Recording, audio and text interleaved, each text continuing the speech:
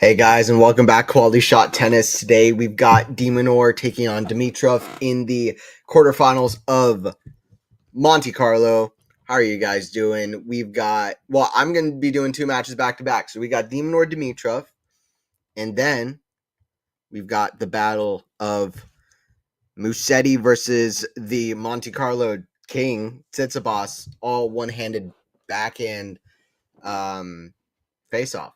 But first, we got Demonor Dimitrov. Both of these matchups, I think, are real unpredictable. Demonor has been playing really strong tennis. Dimitrov's been one of my favorite players. I'm just going to be straight up, but I also very much appreciate Demonor.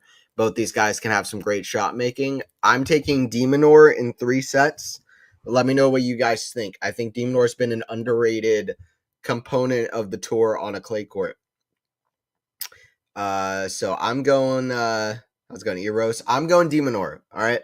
I'm going Alex. And then Musetti versus Tsitsipas, I have no idea, but I'm gonna go Steph. But I kind of think that Musetti has the best chance in the tournament of stopping Alcaraz now that Feast was unable to do it. That was a fantastic match of Feast versus Alcaraz. It really was. I was looking forward to it for a while. Like not them playing at Monte Carlo, but just them playing. This was their first meeting. Both guys can rock a forehand out of nowhere and hit just fantastic shots. Both can have such dynamic shot making, and that's exactly what we saw in the match. And yeah, now that even though Tsitsipas has had great success in the tournament, unless Fokina beats Alcaraz, I kind of don't know if I see Steph beating Carlos. That would be, I think, the most important win of his career. To be frank, if he could beat Alcaraz in the final. Also, Alcaraz in finals is just built different. If he's not playing Novak, Alcaraz in finals is not a guy you want to play. Because I'll say it again, the Alcaraz can get beaten in early rounds, but the thing that differentiates Alcaraz more than anything else, in my opinion, and I mean it fully earnestly, obviously he's one of the great talents we have in sport in the modern, just ever maybe, but at least in the modern day. And he's a fantastic athlete, whatever. It's all true. He's very unique in those ways. But to me, for sure, what makes him stand out the most is how much he gets up to a big moment or plays a big match. So I it's hard for me to envision Fokina beating him, although I guess stranger things have happened. But I kind of see Alcaraz getting to the final now, especially building confidence off of a close win versus Feast. It was like 5-5, love 40. It was looking like it could get really dicey. So that was a great comeback, and he's going to get confidence off that. But yeah, now that he's going to get to a final, I think that that's a good sign for Alcaraz. I think the best chance of taking out Alcaraz is Musetti. But yeah, great tournament for one-handers. We've got Dimitrov in the quarterfinals as well, trying to get to a semifinal. Interesting tournament. He's taking on Demonor. He's about to serve. Let's go. Getting started here in Monte Carlo. Here we go. Dimitrov to serve first. Let me know your predictions. I've got Alex in 3. We'll see what Dimitrov can do to make me shut up and rescind my prediction. Dimitrov serving here at 30 love. Beautiful clay of Monte Carlo. We got a excited crowd, a great atmosphere, especially after that really fantastic match between Feast and Carlos. Really exciting right from the start. In a really up and down first set, up and down match in general. Alcaraz down a break constantly, even in the third set, down 3-1. So really fantastic win for Carlos. That's the kind of win that Carlos is going to remember for a while. These are the small stepping stones in a young career. People are acting as if Alcaraz they're like, Alcaraz, you've had a great career, buddy, but it's about you're just about done. He's literally 21 years old. That's a great stepping stone in a young career. Our second serve here for Grigor.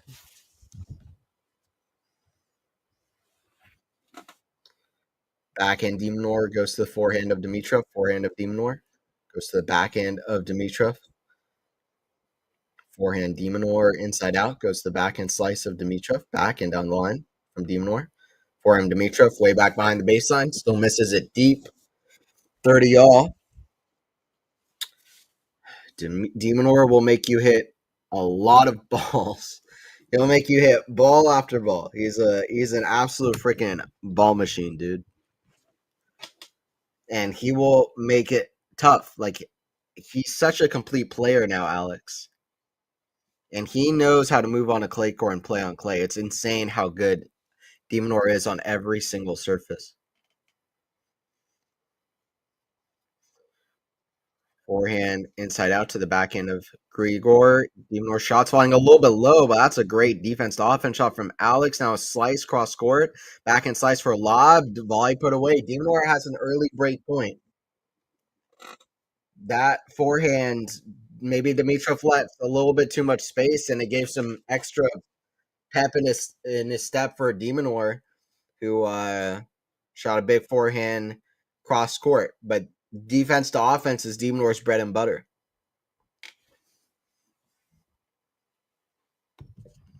First game, we already got a little bit of fireworks going, 30-40. Good return from Dimitrov. Dimitrov goes back to the forehand of Dimitrov. That's a volley that doesn't cross the net. Early break for Alex. The Australian gets to 1-0. He's up a break. Good morning, good morning. Bummer about Feast, huh? He had a real chance. Yeah, I mean, great match for him. Great match for him. But, yeah, I mean, reminds me of Feast against Zverev. You know what I mean? Feast got close a couple times against Zverev. Now he kind of holds his number.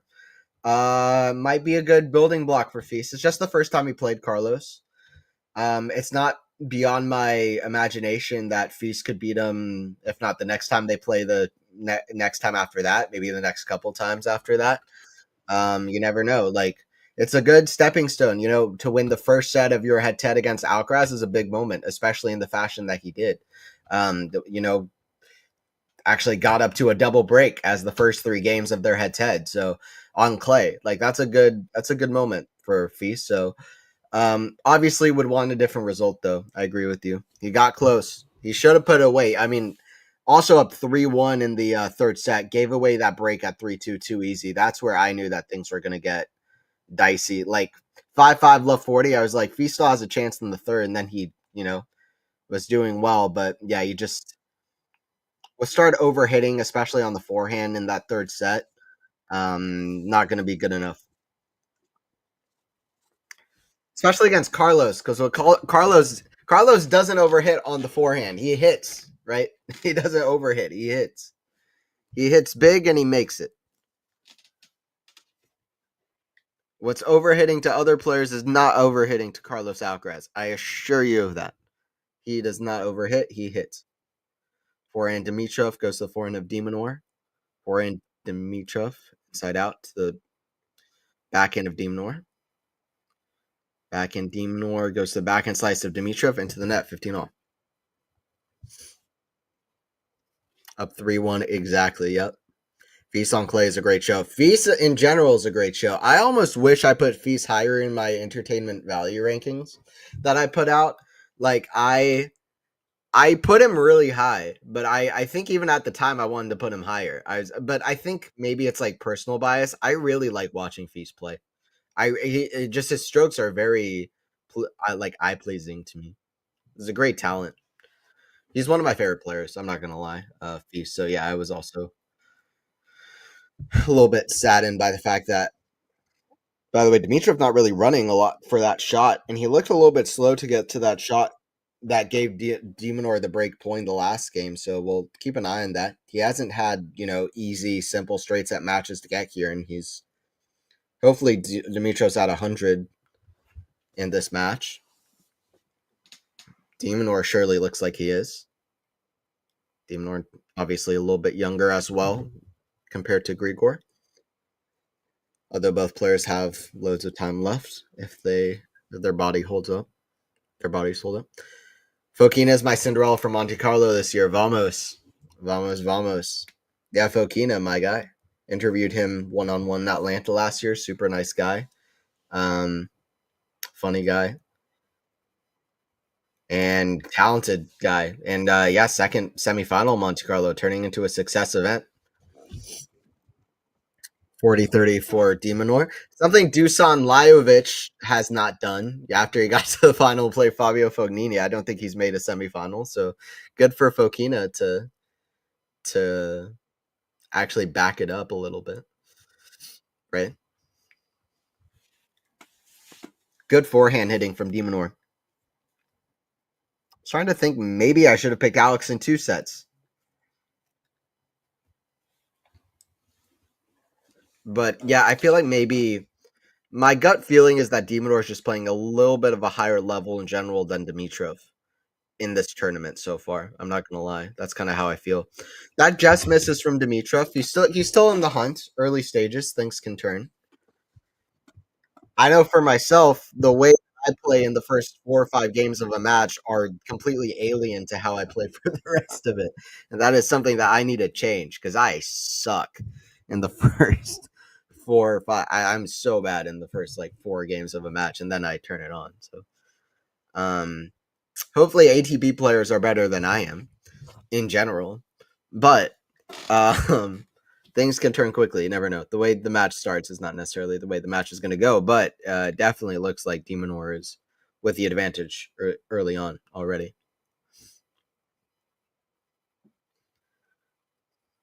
That's, I mean, gets a base. The ball catches the baseline from Demonor, left 15. But that is a wayward forehand. Wayward forehand. Shouldn't that be the bread and marmite for Demon? Yeah, but I think if I start speaking in Australian terms, everybody is gonna turn off my stream, Ghost. So I'm gonna pass on that. I think everybody's gonna cringe out of their minds. And the first person that's gonna cringe is Cam Williams, keeping one eye on my stream.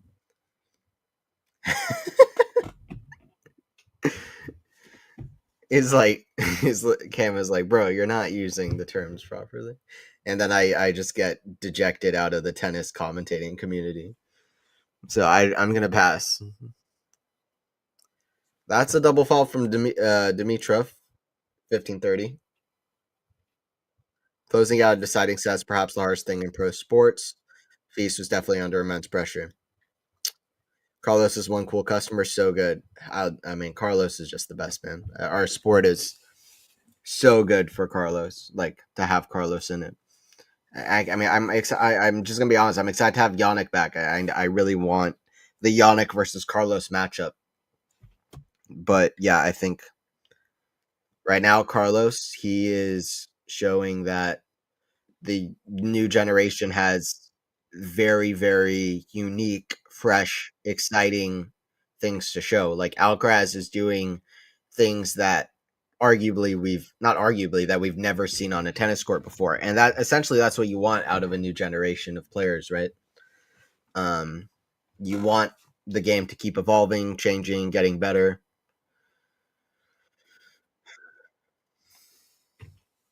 It's like you never want the game to remain stagnant.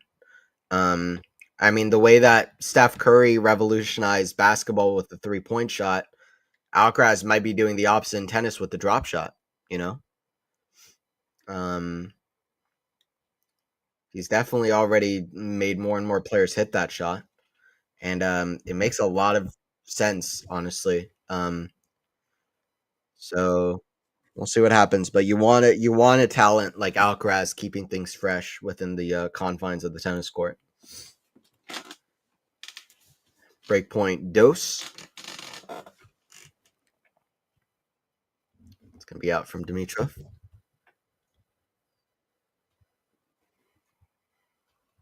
Hey, how's it going, Lexi? Good to see you.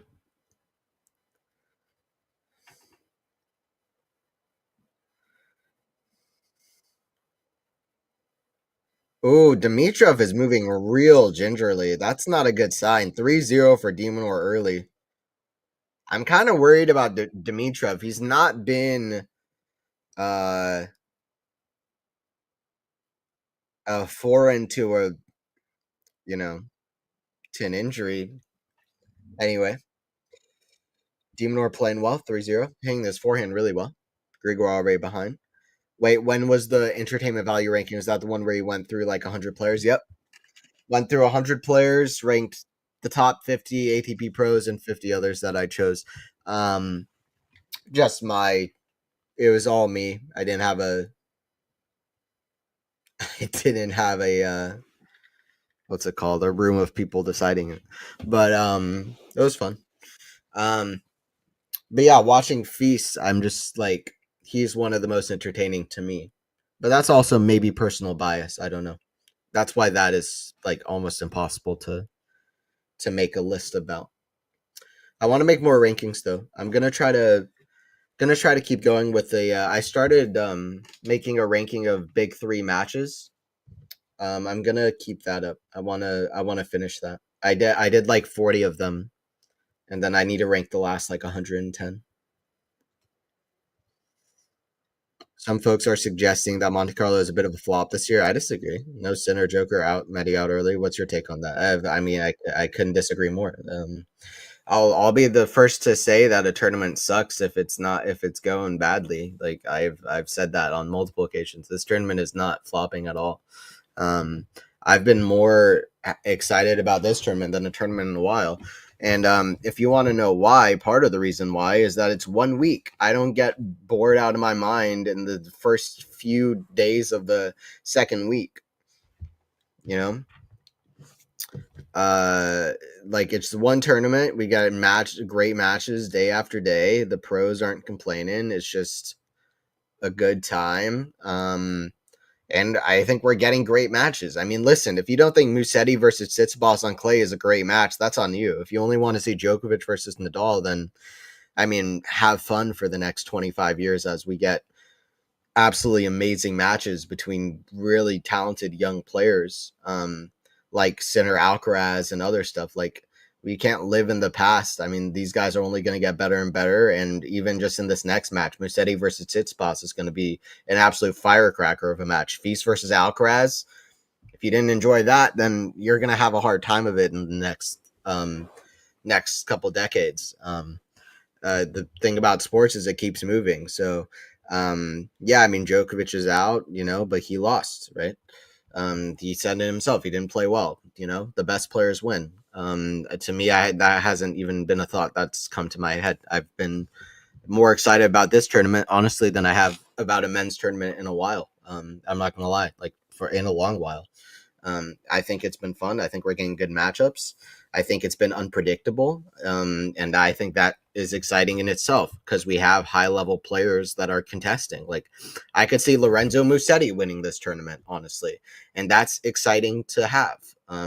If you don't think Lorenzo Musetti is good enough to keep your attention, then that's exactly where the problem stems. If you only need globally recognized names and the biggest stars, then that's on you. But if you're excited by Musetti on clay and his top level, then you're going to be excited by the tournament. I mean, it's really pretty simple.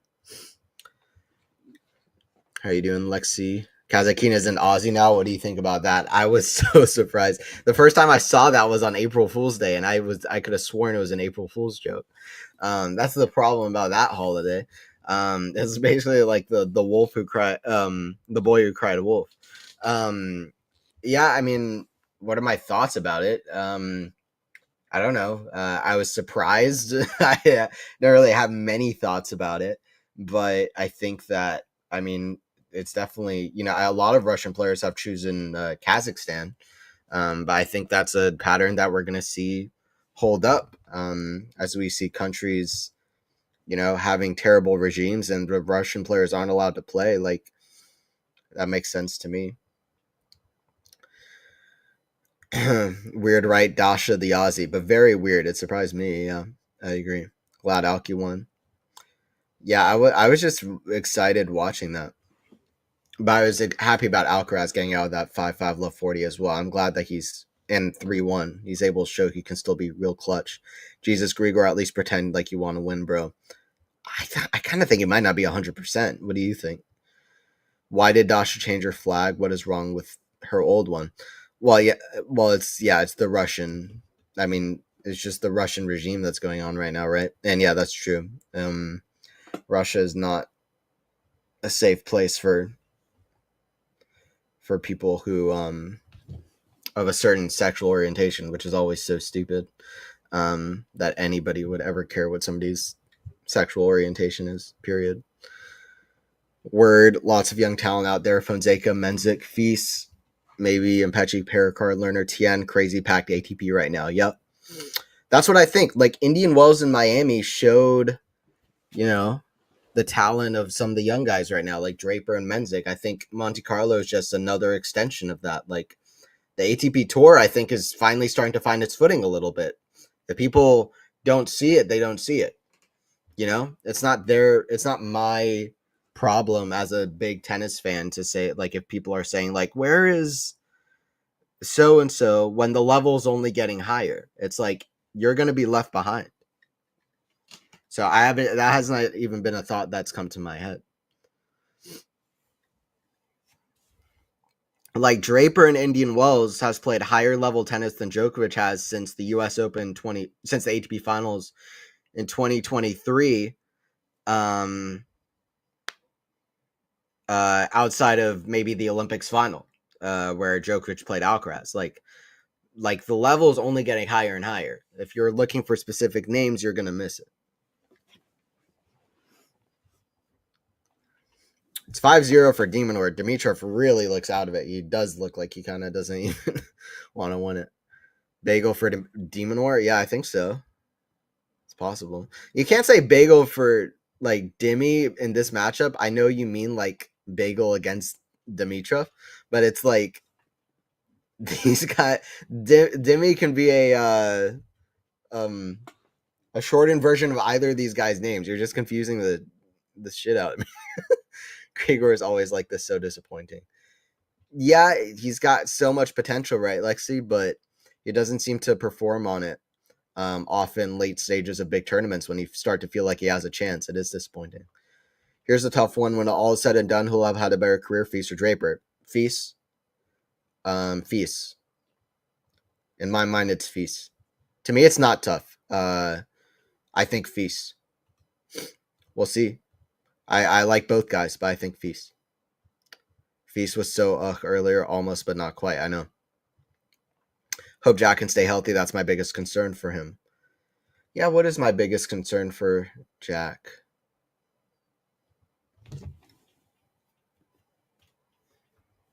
I mean, health is a big one. He's definitely gotten better at closing out big matches. I think maybe like surface versatility, like clay courts is still not his bread and butter. I think his movement still has ways to be desired. Has things to, has room to. What's the phrase, dude? Has room left to be desired. To get better. I think like week in, week out consistency that kind of adds to surface versatility, but like doing really well one week and then performing on it the next week, I think is a big thing too, honestly.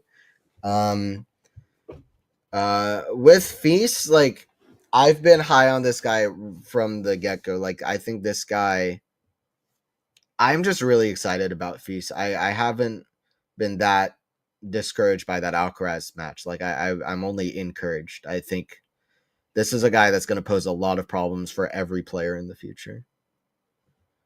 For me, I think for sure Feast. I mean, I remember like 2022 or 2023. I don't remember the year, but I remember somebody said like somebody was asking like who are going to be the best players in the next era, and everybody was saying Rune is going to be like the big three, and I was like, I wouldn't be that shocked if Feast gets better than Rune. I was like, I didn't like necessarily predict Feast is going to be better, but I made the case that I could see Feast being better in the long term. Rune still might be better than Feast, but I still think Feast could win a slam in the future. And so could Draper. We'll see what happens. But I think Feast is surface versatile, which helps him too. I think he's good on clay, grass, hard court, indoor hard court. I mean, Dimitrov has won the majority of the points. I don't think Dimitrov has won literally double-digit points in the set. I think he's won 9 points. 40-15 for Dimitrov. Dimitrov missing everything. Looking real sluggish out there. You know, I thought I picked Alex to win. I didn't pick Alex to win like this at all. Forehand cross goes to forehand of Dimitrov, backhand. Dimitrov retrieving, forehand goes to forehand of Dimitrov into the net, 40-30. Dimitrov hits double digits in points. I'm with you. I like unpredictable. Exactly. That's what you want. It's going William. Clay is weakest surface. Drapery. I agree. Musetti, yes, and Caboli, young Italians behind center that are hella fun to watch. Yes, and center is fun to watch too. So Grigor's getting crushed. Come on, buddy. Yep. Draper at U.S. Open was great. Yes. Did you see Rublev's interview with the Prakash was quite funny? No. What happened, Sean? Let me know. Demi's getting smoked. Absolutely. It's Demi and Demi. No, I know, but it's so close, dude. What did Rublev say? Yeah, I didn't see it. Here you go. So he didn't say much. He just had a fit of giggles when asked about Soften. Oh, yeah, the new coaching situation. That's exciting. What was the other one I saw? By the way, Dimitrov grabs the first set as Dimitrov hits a backhand wide. I saw something about, what was it? Was it Ivan Nisevich getting added to somebody's box?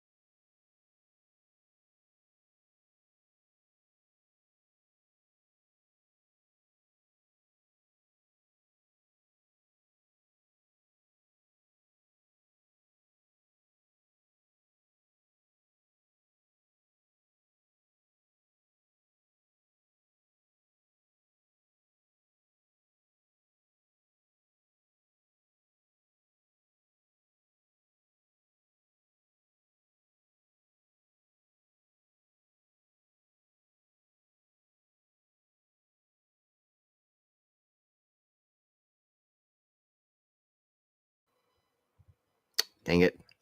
Yeah, I'm back. Sorry, guys. I don't know why that happens every now and again. Damn, I was out for a minute there. Goran is Steph's now coach. Yeah, okay. So I don't know where you guys lost me. Sorry about that. But yeah, Goran, he's going to be partnering with Tsitsipas, and as you guys are saying, and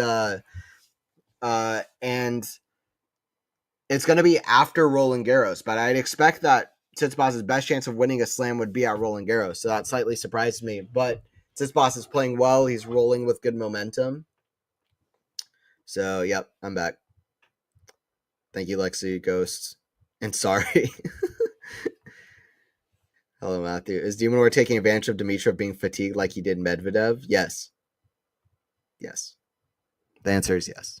Honestly, Rybakina should have kept Goran. I don't even know what to think about Rybakina. I've broken up with my Rybakina partnership. I've broken up with Rybakina. She doesn't know who I am.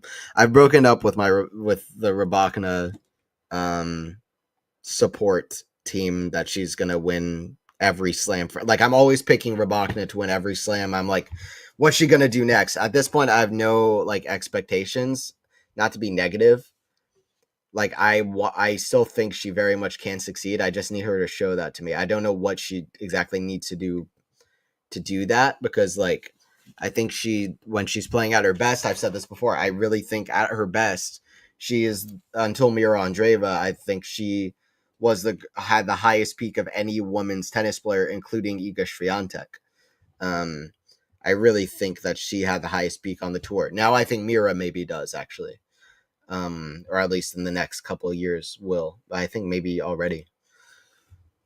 Backhand cross court goes to the backhand slice of Dimitrov, just crossed the net. Backhand slice Dimitrov goes to the backhand of Dimitrov. Backhand down the line, Dimitrov.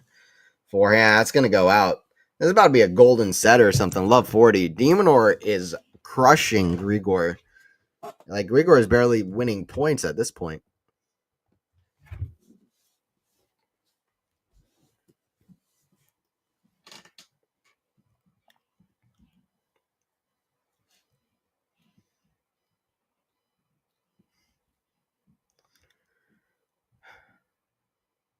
Good serve from Dimitrov. Gets to 1540.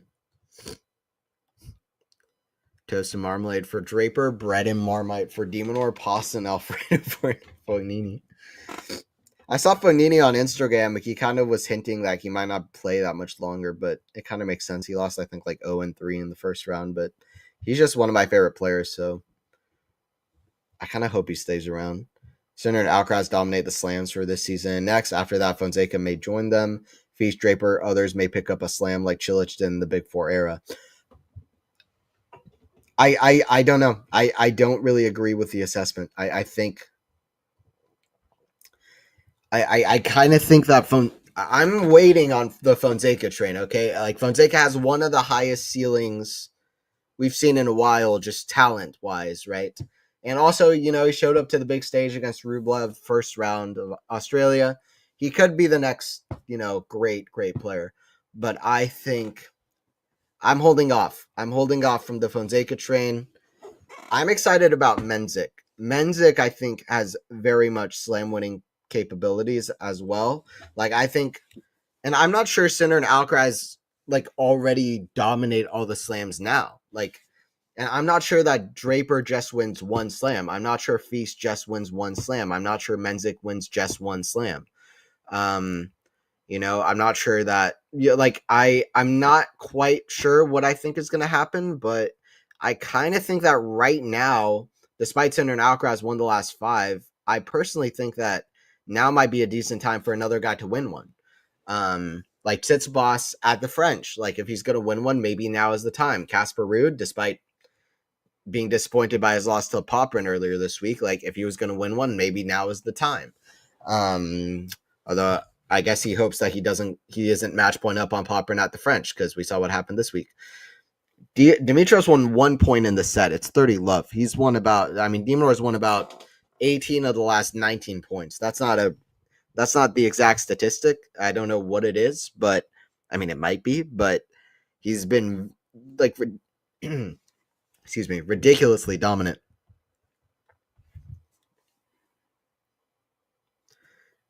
Could Dimitrov get double bageled, and has that ever happened? Dimitrov's got a very strong serve for somebody to get double bageled. Demonor's got a very strong return. He's barely lost points here. He's literally lost, I think, 11 points. If I can literally count this in my head, which is rare in tennis.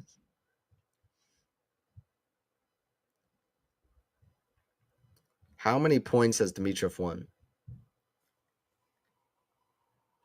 12, I guess. Let me see. Total points won. Where's total points won? Did I miss it?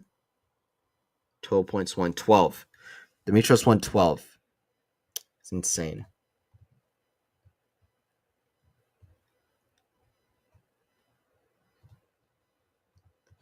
That's insane. It's insane. Goran is coaching again. Yep. Yep. What else we got? I thought Medvedev had mentioned working with Goran. Medvedev needs some coaching partnership. Rybakina has all the tools. Seems she should get more slam titles for sure. Absolutely. Grigor's almost non-existent. That's how I think. Yeah, join in for Tsitsipas versus Musetti. It's going to be, hopefully it's not 6-0, 6-0. Jesus. Be nice to twin Reba. Yeah, it's just, it's just how I'm feeling with her. I can't rely on her. Even though Steph has a 5-0 head-to-head in Musetti, I have a feeling the Italian will win today. I think it's very valid. I have Steph, but I think Musetti could definitely get it. I was surprised by the 3-3 against Berrettini. Berrettini, way too many unforced errors in that one, but did Dimitrov come back from the toilet? Yeah, we got play underway. Anthony injury doesn't get in the way. Nobody's taking a slam away from Sinner and Alcaraz this season. I would say next season as well. I don't think so, but we'll see. My 4 picks for today: ADF, Carlos, Demonor, and Musetti. I don't think they're going to dominate in that way yet, but we'll see. I mean, I guess they have in a way, but I don't know. It's like, in my mind, there Sinner and Alcaraz might be slightly less like stone. What's the word? Like rock solid, dominant as people maybe are expecting from them right now. In my mind, like their potential for the next few slams. And I think that the younger guys are slightly underrated in how much they're like improving, a lot of them quickly. Dimitrov misses that back and why it's going to be 0-6-0-3 in a minute, 15:40. Dimitrov's missed just about every backhand he's hit today. I'm going to look up Dimitrov double bagels because this looks like it's about to be one. This is like Goffin beating Berdick 6-0, 6-0 in whatever tournament. This is outrageous and kind of depressing. I'm not gonna lie. I was hoping for a better match than this. That's a forehand into the net. It's 0-6-0-3. Dimitrov is really just not there. I don't mean to be mean, but he might as well have just like almost not shown up today. He's just not on the court right now. Score sets.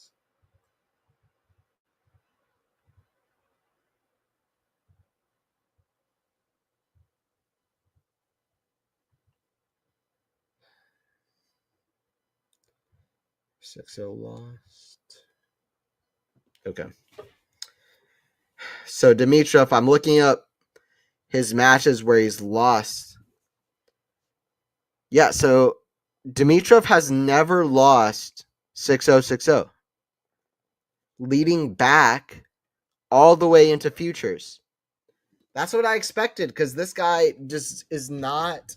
People rarely lose 6-0, 6-0, and this guy has such a strong serve.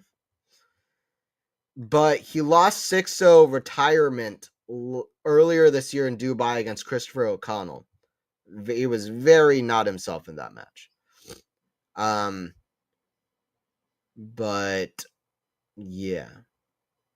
So that happened, but he's never played a finished match 6-0, 6-0. Wow. So this could be the very first one ever.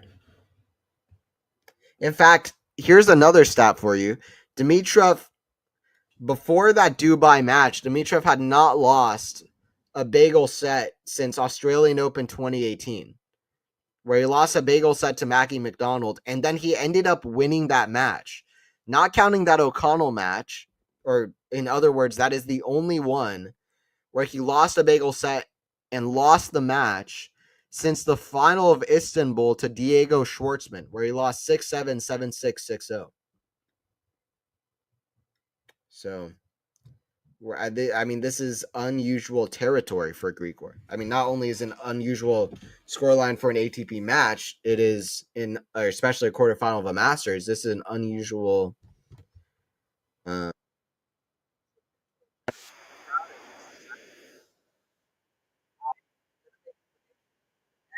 This court is going to be about the stark opposite of this one. Like I think Tsitsipas Musetti, to be completely honest, I kind of have a feeling it might end up being one of the matches of the year. I kind of think Tsitsipas versus Musetti has one of the matches of the year potential. This one is anything but. He can't even make a shot in.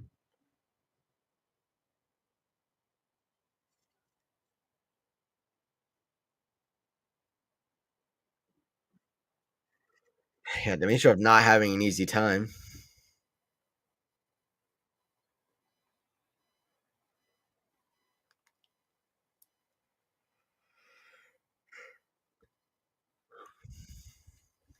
I mean, by the way, Dimitrov raises his hand after winning a point. Musetti won about not Musetti. Demonor won about 15 in a row. Dimitrov took out the guy that took out Djokovic, by the way.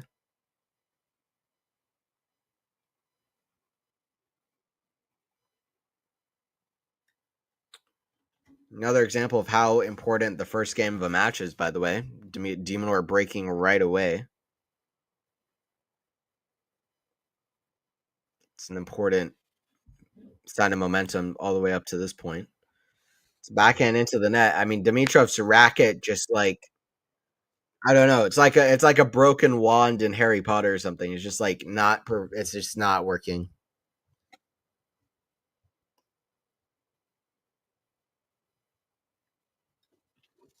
It's like a gun with blanks.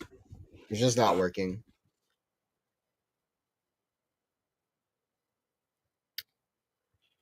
But yeah, you're right so far with these ones. Musetti would complete your box set. We'll see. I think Alcaraz still needs to improve his serve for me to think he's going to dominate all the slams. I think that's valid. But if he gets that together, then it's a scary prospect. Yeah, Alcaraz could actually he would benefit with somebody like Andy Roddick or Goran Ivanisevic or somebody like that in his box. Um Djokovic got a much stronger serve with Ivanisevic in his box, so maybe Alcaraz could get something similar, although it is two different situations, two different serves. Dimitrov wins another point. The crowd just kind of cheering on Dimitrov to win a game at this point, I think. 15 all. The crowd is going to erupt as if Dimitrov finally won a slam title if he just wins a game here. I always felt personally like Dimitrov is weaker on clay than he is on grass or hard court. That's just how I felt, or at least his ceiling is not as high on clay. But I definitely have never seen this on clay court. I still think he can play good tennis on clay. This is not what I expect out of him. It's another forehand out. Yeah, both wings just not working. 15-30.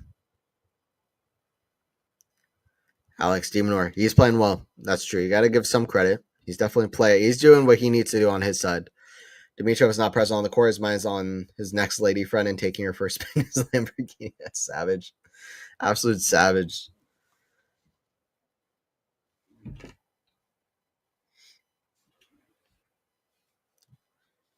Serve Dimitrov. Forehand. Oh, what a shot. That's Dimitrov's best shot of the match. It looks like he finally showed up, just if not just for one forehand. Dimitrov showed up, if not just for one forehand. That was a good one. Good footwork, actually. For maybe the first time in the match, he actually moved his feet and was able to get a good swing on a shot. I mean, the slow mo of that is just beautiful, but he needs to do that. He can't. He's been so sluggish.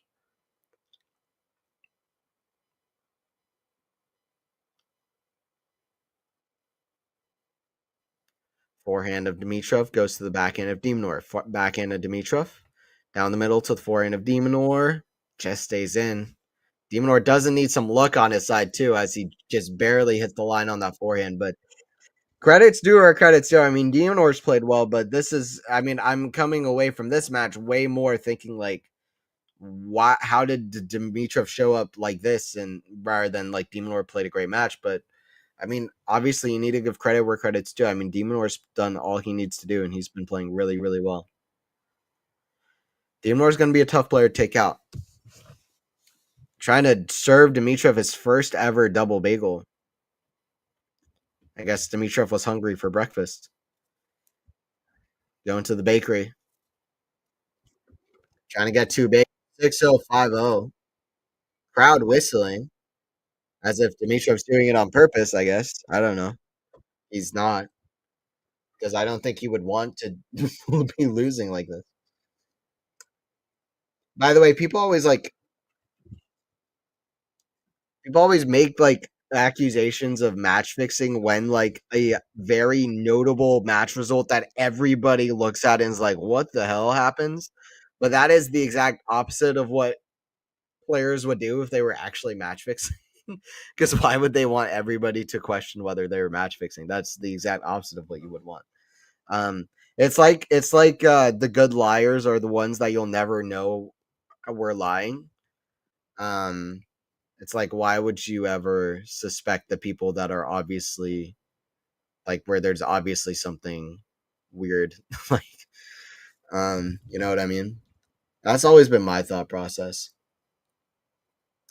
I mean, I'm sure match fixing is a real thing, but I don't think it has a place at the I mean, I don't think we've seen it very often, if at all, in the last, 15 years at the top level of the ATP tour. Surely hoping that we have not.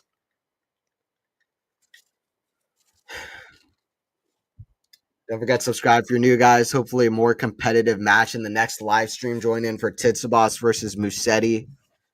I'm expecting a really good one there. We'll see if we get it. To me, I'm very 50-50 on that one, but I'm definitely picking Steph. Yeah, it's just Dimitrov's movement not there. 43 minutes of play.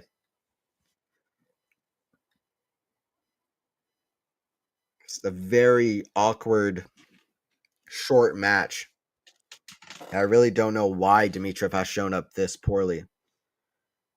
Not really enough signs of frustration as well, which is I think why the crowd is a little bit, I think, like, just upset they didn't get a better match. They're not seeing the frustration show from Dimitrov. He wasn't able to give that, but I'm sure that it's bubbling inwardly on the inside. Wow, forehand big from Demonor. Like I said, I'm coming way more away with the fact that Dimitrov just did not show up today, but Demonor's definitely playing well.